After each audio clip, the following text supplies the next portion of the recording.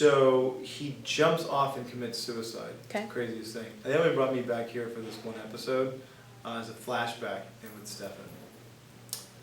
Pretty wild. I know, spoilers. You know, that scene,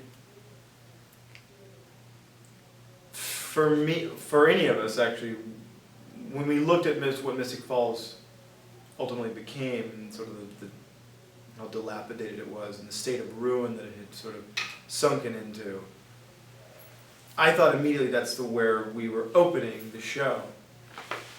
And so what ends up happening is that it seemed like it was this super dark, bleak, sort of Mad Max version of the Vampire Diaries. But it gets bright again. And that scene, though, however, was very symbolic of where parts of Mystic Falls end up and where sort of Damon Salvatore ends up. With the loss of this sort of epic love of his life. Put in a sort of stationary hold.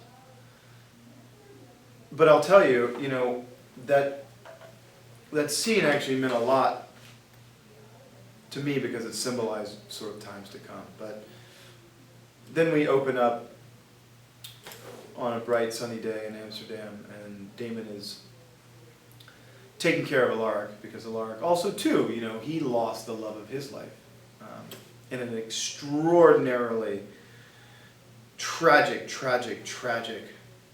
way. I mean, even just reliving that scene is not a very good thing.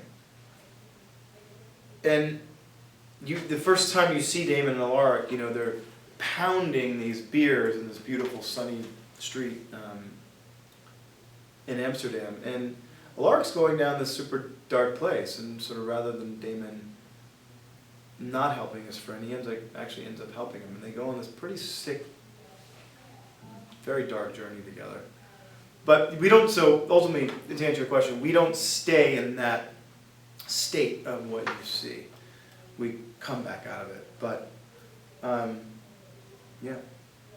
This season really starts, we start off with a new dynamic, which is this sort of flash forward into the future, 3 years. So what's interesting about that is that it's really going to add a new dynamic to the format and sort of shake it up a little bit. And so you get to see these characters in the same episode, but in 2 completely different timelines, which is interesting and it's cool.